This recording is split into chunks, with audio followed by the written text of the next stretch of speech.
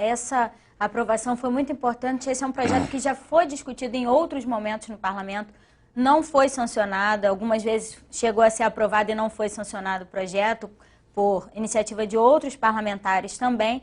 E agora é uma vitória essa aprovação, como o Vanderlei está falando, os professores agora vão ter direito a gozar esse período de férias integrais, sem se preocupar em estar numa escola e não estar na outra. É complicada essa situação.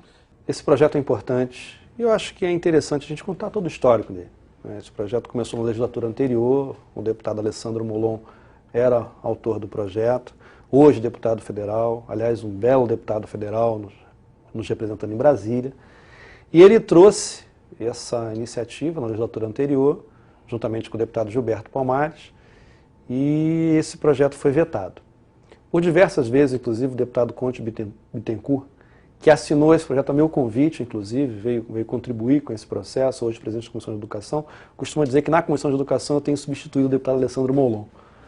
E nós ficamos muito insatisfeitos com o veto. Um veto que a gente não entendeu, não compreendeu.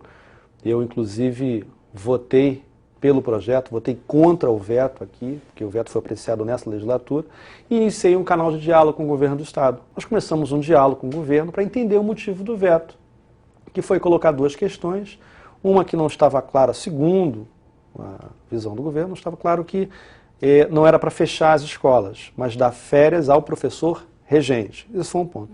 E o segundo, a necessidade de flexibilizar com relação à greve. E como, na nossa concepção, até do nosso mandato, a gente entende que um mandato popular, democrático, de esquerda, tem que estar a serviço dos movimentos sociais e dos sindicatos, nós procuramos o Vanderlei para ver os limites, até onde poderíamos ir, se poderíamos avançar nessa negociação com o governo. Recebemos esse sinal verde de que não haveria problema nenhum de, em caso de greve, o calendário ser flexibilizado. Também da necessidade de restringir isso apenas ao professor regente para que não se feche as escolas. Porque pode ter um professor substituto com atividades nesse período. Você pode ter atividade, você pode ter, por exemplo, o processo de matrícula.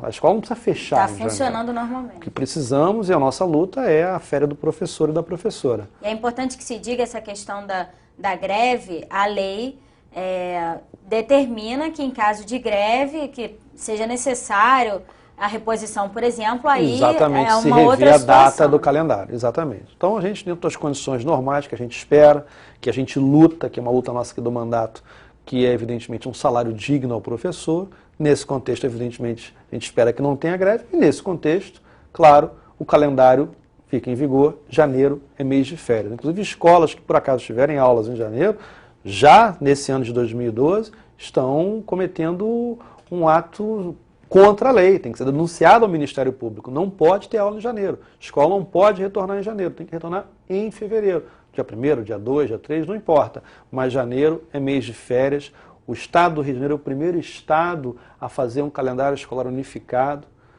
O professor Vanderlei trouxe aqui, o presidente Vanderlei, o presidente do Simpro, um elemento que é importantíssimo. Hoje o professor, muito em função do baixo salário, ele trabalha na rede estadual, trabalha na rede municipal, trabalha, inclusive, na rede privada. Aliás, determinados lugares do estado do Rio de Janeiro, o professor, às vezes, até trabalha em mais de um município. Vou dar um exemplo aqui, quem mora ali no bairro de Anchieta, pode estar trabalhando no município do Rio, na rede municipal, pode também estar trabalhando em Nilópolis, em Nova Iguaçu, perfeitamente, em 3 municípios que são limítrofes, e ele vai estar ali, coitado, sujeito a 3 calendários, mais o estado 4 diferentes. Se a norma não for estadual, fica complicado. Ele fica praticamente sem férias. Volta no dia 23 de janeiro, volta no dia 20 de janeiro, no dia 19, dia 20 de janeiro é feriado no Rio, mas não é feriado em Nova Iguaçu, ou seja, o cara fica sem férias, vai ficar com uma semana de férias, colaborando em muito para doenças, para questões de trabalho, síndrome de burnout aqui, que o professor colocou muito bem,